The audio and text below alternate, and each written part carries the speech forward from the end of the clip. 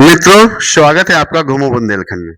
आज हम महर्षि वाल्मीकि रामायण का 21 पार्ट लेकर आए हैं, जिसमें है विवाह पूर्व की औपचारिकताएं। भगवान रामचंद्र जी का माता जानकी से, माता सीता से विवाह होने वाला है और इसके बाद उसकी जो तैयारियां हैं वो हो रही हैं। हम आपको बताएंगे, हमारे साथ बने रहिएगा। महाराज जनक के कनिष्ठ भ्राता कुशध्वज शंकास्पुरी में रहकर राज्य का प्रबंध किया करते थे। सीता का विवाह का समाचार पाकर महाराज ने भी शंकाशयपुरी से मिथिला आ गए। अपने अग्रज महाराज जनक तथा गुरु सदानंद जी को प्रणाम करने के पश्चात बोले, हे भ्राता, अयोध्यापति पधार चुके हैं, इसलिए अब विवाह संबंधी कार्यों का शुभारंभ कर देना चाहिए। इस पर जनक जी ने सदानंद जी से कहा, हे गुरुवर, भाई कुशध्वज के कहने के अनुसार हमें शुभ रीति और विधि विधानों के अनुसार कार्य प्रारंभ करना चाहिए। अतः आप शीघ्र जाकर अयोध्यापति महाराज दशरथ को राजकुमारों सहित आदर पूर्वक यहाँ लिवा लाइए। सदानंद जी जनवासे में महाराज दशरथ के पास पहुंचे और उनसे आदर पूर्वक बोले, महाराज धीराज, मिथिला नरेश, महाराज जनक अपने कनिष्ठ भ्राता कुशध्वज परिजनों एवं समस्त मंत्रियों के साथ आपके दर्शनों के लिए उत्सुक हैं और अपने परिवार में आपकी प्रतीक्षा कर रहे हैं, इसलिए आप अपने मंत्रियों से पधार कर उन्हें कृतार्थ कीजिए। राजा जनक का संदेश पाकर राजा दशरथ गुरु वशिष्ठ मंत्रियों एवं राजकुमारों के साथ वहां पहुंचे, जहां राजा जनक उनकी प्रतीक्षा कर रहे थे। मिथिलापति ने खड़े होकर उन सब का स्वागत किया और उन्हें बैठने के लिए यथोचित स्थान प्रदान किया।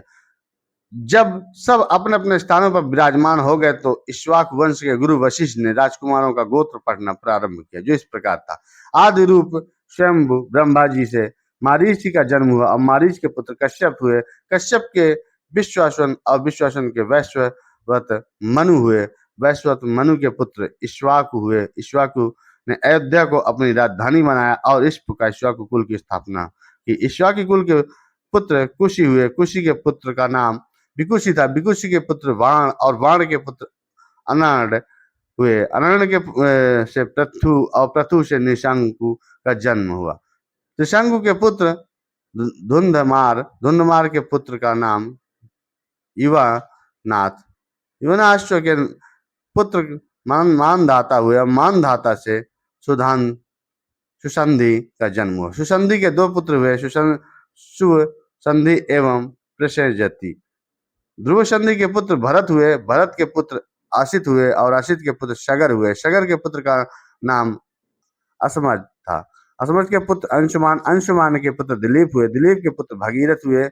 भगीरथ ने अपने तपोबल से गंगा को पृथ्वी पर लाया। भगीरथ के पुत्र कुकत के पुत्र रघु हुए। रघु के अत्यंत तेजस्वी पराक्रमी नरेश होने के उनके बाद इस वंश का नाम रघुवंश हो गया।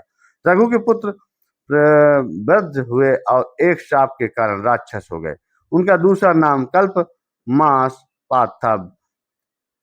प्रबद्ध के पुत्र शंकर और शंकर के पुत्र सुदर्शन हुए। सुदर्शन के पुत्र का नाम अग्निवर्ण था। अग्निवर्ण के पुत्र शीघ्र और शीघ्र के पुत्र मरु हुए। मरु के पुत्र प्रसु शुक्र और प्रसु शुक्र के पुत्र अम्बरीश हुए। अम्बरीश के पुत्र का नाम नहुस था। नहुस के पुत्र ययात। ययात के पुत्र नभाग हुए। नभाग के पुत्र का नाम अज था। अज के पुत्र दशरथ हुए और दशरथ के चार पुत्र राम, चंद्र, भरत, लक्ष्मण तथा शत्रुघ्न हुए।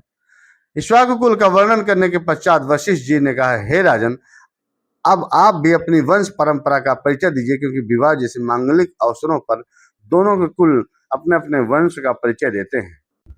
महाराज जनक बोले, महर्षि, आपने सर्वथा उचित बात कही है। अब मैं भी अपने कुल का परिचय देता हूँ। प्राचीन काल में निमि नामक एक धर्मात्मा राजा थे। उनके मिथि नामक पुत्र हुआ, जिन्होंने मिथिला बसाई। मिथि के पुत्र का नाम जनक था। उन्हीं के नाम पर मिथिला के राजा लोग जनक कहलाते हैं। जनक के पुत्र उदावसु और उदावसु के पुत्र नंदिवर्धन हुए। नंदिवर्धन के पुत्र का नाम सूरवीर था। सूरवीर के पुत्र सुकेतु और सुकेतु के पुत्र देवरात हुए। देवरात के पुत्र का नाम ब्रह्महत था। ब्रह्महत के पुत्र महावीर और महावीर के पुत्र सुदति हुए। सुदति के पुत्र का नाम धृष्टकेतु था। धृष्टकेतु के पुत्र हर्ष था और हर्ष के पुत्र का मरु हुए। मरु के यहाँ पतिंदा की उत्पत्ति हुई। प्रतिंधक के पुत्र कीर्तिरथ, कीर्तिरथ के पुत्र देवमणि, देवमणि के पुत्र विभूत, विभूत के पुत्र महीनंदक हुए। महीनंदक के पुत्र का नाम कीर्तिरथ था, कीर्तिरथ के पुत्र महारोमा, महारोमा के पुत्र स्वर्णरोमा और स्वर्णरोमा के पुत्र स्वरोमा हुए। स्वरोमा के दो पुत्र हुए, उनमें से बड़ा मैं हूँ, मुझसे छोटा कुशध्वज है। हम दोनों भाई प्रदेश में रहकर राजकाज संभालते थे। कुछ काल पहले संकासे के पराक्रमी राजा सुंधवा ने मिथिला पर आक्रमण कर दिया। वह चाहता था कि मैं सीता का विवाह उसके साथ कर दूं। मैंने उसकी मांग पूरी नहीं की, इसलिए उसके साथ मेरे युद्ध हुआ, जिसमें सुंधवा मेरे हाथ से मारा गया। तब से मेरा कनिष्ठ भ्राता कुशध्वज संकासे का शासन करता है और मैं मिथिला पर अपनी बड़ी पुत्री सीता का विवाह राजकुमार रामचंद्र के साथ और छोटी पुत्री उर्मिला का विवाह उनके कनिष्ठ भ्राता लक्ष्मण के साथ करना चाहता हूँ। मैं 3 बार इस बात को दोहराकर अपनी दोनों कन्याएं आपको वधुओं के रूप में समर्पित करता हूँ। फिर वे राजा दशरथ से कहने लगे, हे नृपश्रेष्ठ, आप इनसे गौदान कराकर नंदामुख शरद का कार्य संपन्न कीजिए। इसके पश्चात लोक प्रचलित पद्धति के अनुसार विवाह का कार्य आरंभ कीजिए। यह अवसर सर्वथा उपयुक्त एवं कल्याणकारी है। आज मघा नक्षत्र है। आज के से तीसरे दिन फाल्गुनी नक्षत्र होगा।